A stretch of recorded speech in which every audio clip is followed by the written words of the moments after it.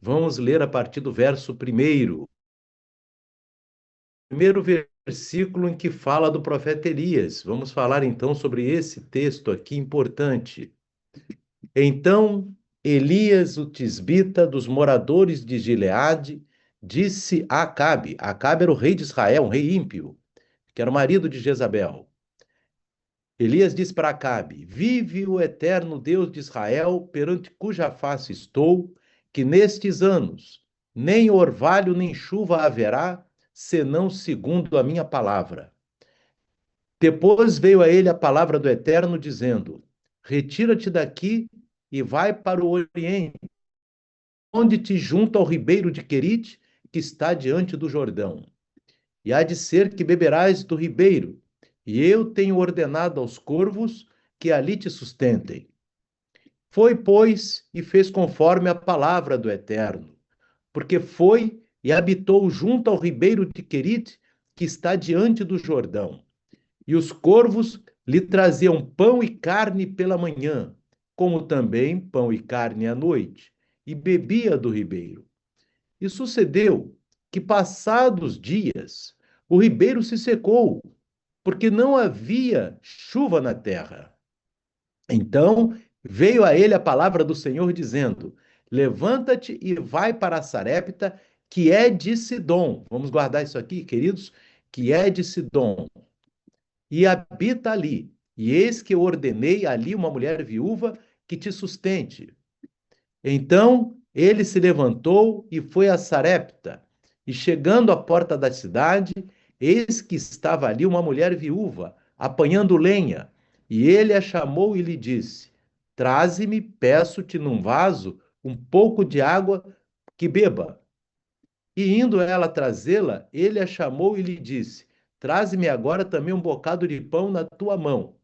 Porém, ela disse: Vive o eterno teu Deus, que nem um bolo tenho, senão somente um punhado de farinha numa panela e um pouco de azeite numa botija. E vês aqui, apanhei 2 cavacos e vou prepará-lo para mim e para o meu filho, para que o comamos e morramos. E Elias lhe disse: Não temas, vai, faze conforme a tua palavra, porém faze dele primeiro para mim um bolo pequeno, e trazei-mo. Depois farás para ti e para teu filho. Porque assim diz o Senhor, Deus de Israel: a farinha da panela não se acabará, e o azeite da botija não faltará, até o dia em que o Eterno dê chuva sobre a terra. E ela foi e fez conforme a palavra de Elias, e assim comeu ela e a sua casa muitos dias. Da panela a farinha não se acabou, e da botija o azeite não faltou, conforme a palavra do Eterno que ele falara pelo ministério de Elias. Queridos irmãos, vamos fazer agora o entendimento dessa palavra, uma visão muito interessante que nós vamos falar agora. Amém? Louvado seja Deus, o, o Deus dos lugares impossíveis. Amém? De Sarepta ao coração da vontade divina. Vamos ver aqui o paradoxo de Adonai, que é tipo uma contradição. Vamos ver. Queridos todos, Shalom Aleichem, quer dizer, a paz seja convosco a todos os irmãos, né? É um privilégio estarmos aqui examinando a profundidade da palavra de Deus. Vamos examinar, iniciar nossa reflexão com uma pergunta no nosso coração. Onde você espera encontrar o socorro de Deus quando sua vida entra em uma temporada de seca espiritual, financeira ou emocional? Amém? Deixa eu pegar aqui, meus irmãos. Normalmente, nossa mente humana e religiosa busca respostas em lugares previsíveis. Procuramos o avivamento em Jerusalém, procuramos o sustento no palácio, esperamos que Deus nos envie para um ambiente seguro, cercado de pessoas que compartilhem da nossa fé e dos nossos valores. No entanto, o agir de Adonai frequentemente confronta a nossa lógica. O Eterno é especialista em manifestar sua glória, seu sustento e sua salvação nos cenários mais improváveis da nossa existência. Ele nos move para além da nossa zona de conforto, para nos mostrar que o seu poder não depende das circunstâncias geográficas, mas sim da sua soberana vontade. Hoje vamos viajar no tempo, na geografia bíblica, para entender o mistério de Sarepta de Sidom. Então, Sarepta é uma cidade de Sidom. Vamos compreender por que o profeta Eliarro, foi enviado ao epicentro da idolatria pagã para ser sustentado por uma viúva gentia, e com esse evento conecta-se diretamente com o ministério de Yeshua HaMashiach e com a nossa própria caminhada de fé hoje. O contexto da seca e da ordem absurda. Para compreendermos a magnitude deste episódio, precisamos olhar para o cenário histórico em 1º Livro dos Reis, capítulo 17. Israel vivia um dos períodos mais sombrios. O rei Acabe havia se casado com Jezabel, filha de Etbaal, rei dos Sidônios, e, portanto, filha do rei de Sidom. Então, veja bem, Jezabel era filha. Se a gente for examinar, meus irmãos, aqui em 1 Reis 16, verso 31, diz assim: E sucedeu que Acabe, como se fora pouco andar nos pecados de Jeroboão, filho de Nebate, ainda tomou por mulher a Jezabel, filha de Etbaal, rei dos Sidônios, ou seja, rei de Sidom, e foi e serviu a Baal e o adorou. Quer dizer, o rei de Israel estava em grave transgressão com Deus. Então a própria Bíblia diz, além dele ser desviado para Baal, ele ainda tomou por mulher a filha do rei de Sidom, que era uma pagã, Jezabel. Amém?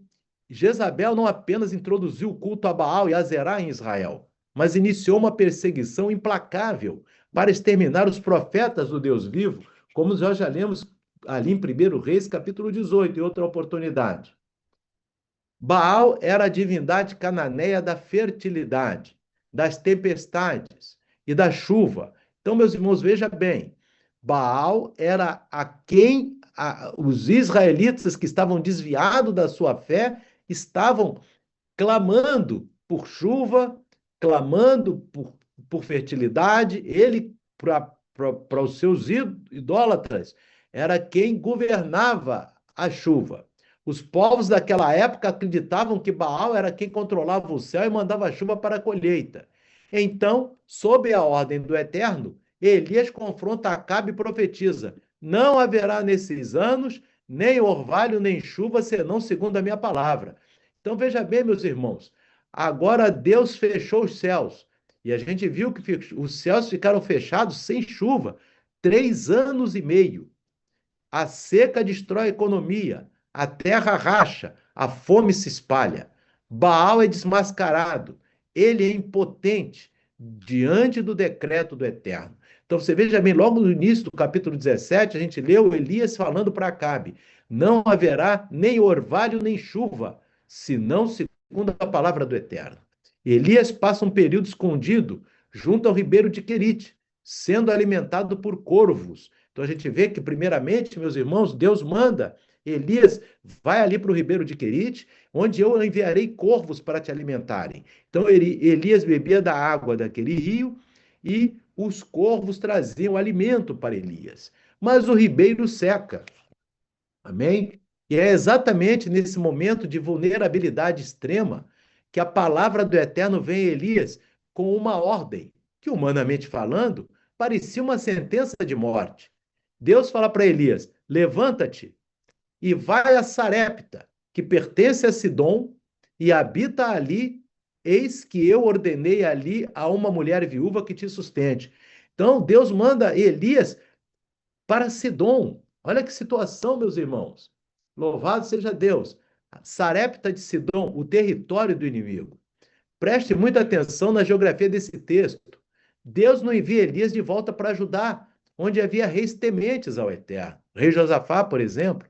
Deus não esconde uma caverna isolada. Deus diz: vai a Sarepta, que pertence a Sidom. A Bíblia fala que pertence a Sidom. Onde ficava Sidom? Sidom hoje é a cidade de Sarafande, no Líbano, que era a terra natal da rainha Jezabel. Era o berço o centro nervoso e a capital espiritual do culto a Baal e a Zerá. Então, a terra natal de Jezabel era Sidom. Ir para Sidom significava andar em direção à boca do leão. Significava entrar no território espiritual do inimigo que tentava matá-lo. Humanamente, Elias poderia ter questionado: Senhor, se Jezabel, que é minha cabeça aqui em Israel, por que tu me envias justamente para a terra do pai dela? Por que para o centro da idolatria? Então, Elias, irmãos, ele fala assim: olha, ela quer me matar aqui, eu vou fugir para a terra do pai dela? Muitas vezes, irmãos, nós nos encontramos exatamente nessa mesma posição. Deus nos conduz a situações dinâmicas ou crises onde nos sentimos completamente vulneráveis, cercados pelo território do inimigo.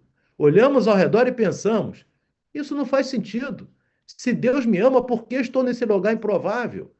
Por que o meu sustento depende de uma situação tão frágil? Agora, irmãos, o segredo espiritual é este. Deus envia Elias para Sidom para provar que ele, o Eterno, rege as nações e que até mesmo a terra que se dizia governada por Baal está debaixo dos pés do Eterno de Israel. Então, Elias foi para Sidom. Amém? Deus humilha os falsos deuses, operando milagres no próprio quintal deles. Onde o inimigo achava que reinava a morte, Deus decreta que haveria provisão e vida para o seu profeta. Um instrumento improvável. Primeiro, irmão, o lugar improvável, Sidom. Agora, um instrumento improvável, uma viúva pagã, gentia. Chegando à porta da cidade, Elias encontra a pessoa que Deus havia designado para sustentá-lo. Deus fala para Elias: eu vou enviar uma viúva para te sustentar ali em Sidom. Não era um mercador rico, não era um simpatizante secreto do Deus de Israel de alta linhagem. Era uma viúva pagã, uma gentia que estava apanhando lenha. A situação daquela mulher era desesperadora. Quando Elias lhe pede um pouco de água e um pedaço de pão, ela responde com a mais pura e dolorosa realidade. Isso está em 1 Reis 17:12, que a gente acabou de ler. Vive o eterno teu Deus, que nem um bolo tenho, senão somente um punhado de farinha numa panela e um pouco de azeite numa botija. E veis aqui, apanhei 2 cavacos de lenha para entrar e prepará-lo, para mim e para meu filho, para que o comamos e morramos. Ela estava preparando a última refeição. Ela já havia aceitado a morte. Ela não tinha recursos nem para ela mesma, quanto mais para sustentar um profeta estrangeiro e foragido.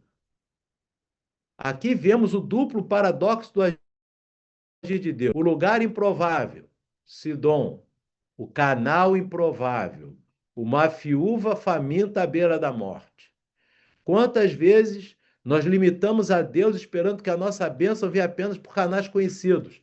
Muitas vezes, irmão, nós pensamos assim: ah, meu Deus, eu quero ser abençoado dessa forma. Deus diz assim: eu vou te dar um caminho um pouquinho mais áspero para você chegar na tua vitória. Então, Deus ele fala conosco que o caminho quem escolhe é Ele. E Deus falou com Elias: o lugar improvável, o canal improvável que eu escolho sou eu. Esperamos que o socorro venha daquele irmão próspero, daquela oportunidade de ouro ou de um vento favorável. Mas Deus olha para a nossa pequenez e diz: eu vou usar o punhado de farinha e o pouco de azeite. Vou usar aquilo que o mundo despreza para manifestar o meu poder. Elias, movido pelo Espírito, libera a palavra de fé. Não temas, porque assim diz o Senhor Deus de Israel: a farinha da panela não se acabará e o azeite da botija não faltará. Então Elias dá uma palavra de ânimo para aquela mulher. A viúva de Sarepta obedece. Ela dá o primeiro bolo, o único bolo para Elias. Mas mesmo assim ainda tinha mais farinha e mais azeite para ela e o filho. E aquilo ali não acabou. Ela crê na palavra do Deus de Israel, uma divindade que não era dela até então. E o milagre acontece. A varinha não acabou e o azeite não faltou. Houve salvação e vida na casa daquela viúva pagã, gentia, em pleno centro da idolatria de Baal. Então Elias está operando milagre na terra de Jezabel, Jezabel queria matar Elias em Israel. Deus manda Elias para a terra de Jezabel, para a terra do pai de Jezabel. E Elias está ali operando o milagre. O testemunho de Yeshua rompendo as barreiras do preconceito. Muitos séculos depois, o próprio Yeshua HaMashiach resgata essa história em um momento de profunda tensão. E Yeshua volta a falar da viúva de Sarepta. E Yeshua fala dessa passagem no Evangelho de Lucas, capítulo 4.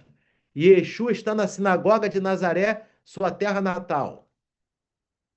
As pessoas da sua própria cidade manifestavam incredulidade, rejeitando a sua identidade de Messias, porque o viam apenas como filho do carpinteiro.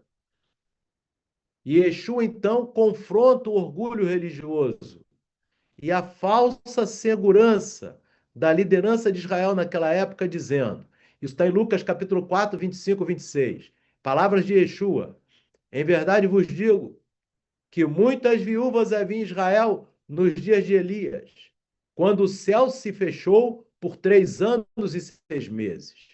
De sorte, em toda a terra houve grande fome, e a nenhuma delas foi enviado, ou seja, a nenhuma das viúvas de Israel foi enviado Elias, senão a Sarepta de Sidom, a uma mulher viúva. Veja bem, meus irmãos, com essas palavras, Yeshua causou um alvoroço tão grande que a multidão tentou empurrá-lo de um despenhadeiro, porque eles estavam tão furiosos, porque Yeshua estava tocando na ferida do exclusivismo religioso. Ali Elias estava levando salvação a uma mulher gentia. Elias estava levando milagre a uma mulher gentia. E Yeshua traz isso ali no meio da sinagoga. Ele estava lembrando a Israel que quando o povo da aliança fecha o coração em incredulidade e rebeldia, o Deus de Israel estende a sua mão e manifesta a sua graça aos de fora, aos improváveis, aos gentios de Sidom. Olha que coisa tremenda, meus irmãos. Amém? E Yeshua está trazendo isso.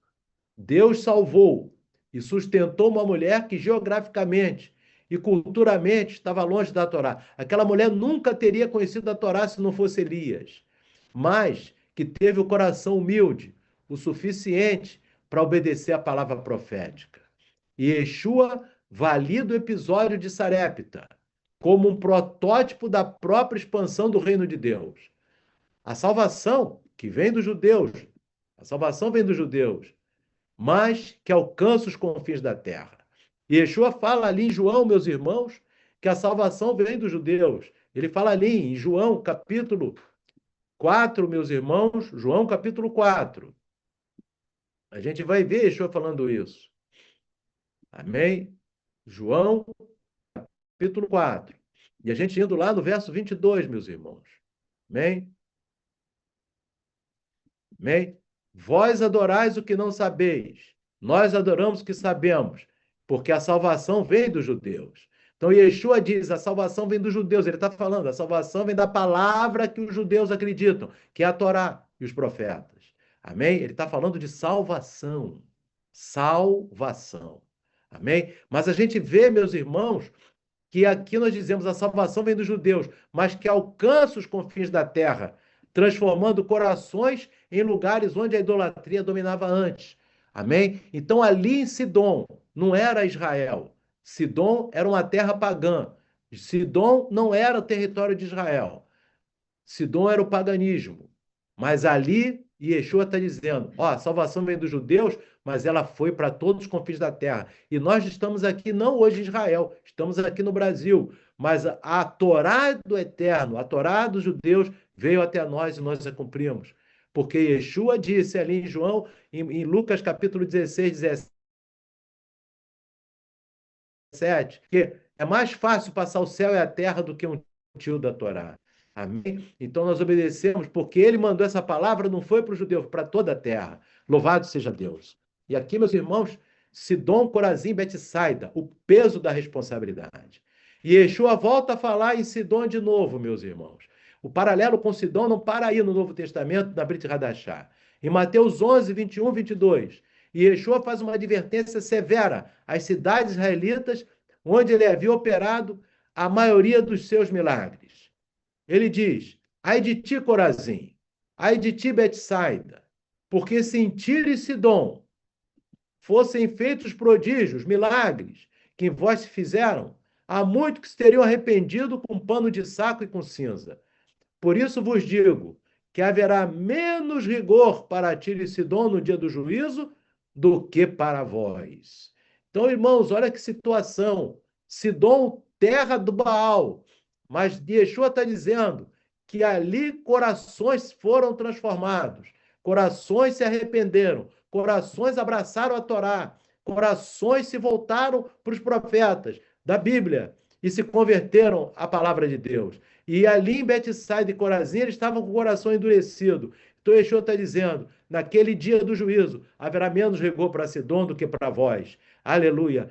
Aqueles que tinham sido eleitos estavam rejeitando, meus irmãos. E Yeshua volta a falar em Sidom. Amém? Irmãos da nossa congregação, olha o peso espiritual dessa declaração. E Yeshua coloca Sidom, a cidade de Jezabel, a capital de Baal, em uma posição de maior sensibilidade espiritual do que as cidades da Galiléia que viram o Messias face a face. Ele afirma que as cidades pagãs teriam se arrependido profundamente se tivessem tido a oportunidade de presenciar os sinais e maravilhas que Israel estava presenciando e rejeitando. Isso nos ensina uma lição formidável sobre o coração humano. A proximidade com a religião ou com o conhecimento intelectual da palavra não garante um coração quebrantado. A palavra de Deus diz, Isaías, meu irmão, que Deus mora no alto sublime céu, mas ele mora junto a um coração quebrantado também. E aqui, meus irmãos, a gente vê, meus irmãos, muitas pessoas que estão imersas em contexto de profunda escuridão e idolatria, as Sidões do nosso tempo, possuem um coração muito mais fértil e pronto para arrependimento do que aqueles que se assentam toda semana nos bancos das congregações, mas mantêm o coração endurecido pelo orgulho e pela rotina religiosa. Conclusão e aplicação prática. Vivendo no lugar improvável. O que a história de Elias em Sarepta de Sidom e as palavras de Yeshua dizem para nós hoje, nessa reunião online. Não desespere por causa do seu cenário atual. Se você se encontra hoje em um lugar improvável, onde a pressão espiritual é grande, onde a escassez bate a porta, ou onde você parece cercado por valores que contradizem a sua fé, entenda, você não está fora dos planos de Deus. Você foi estrategicamente posicionado por Ele. Deus tem provisão para você, mesmo no território de Sidom. Segundo, Deus usa o pouco e o improvável. Pare de olhar para a falta de recursos. Pare de lamentar que você tem apenas um punhado de farinha e um pouco de azeite. Entregue o seu pouco nas mãos do Eterno.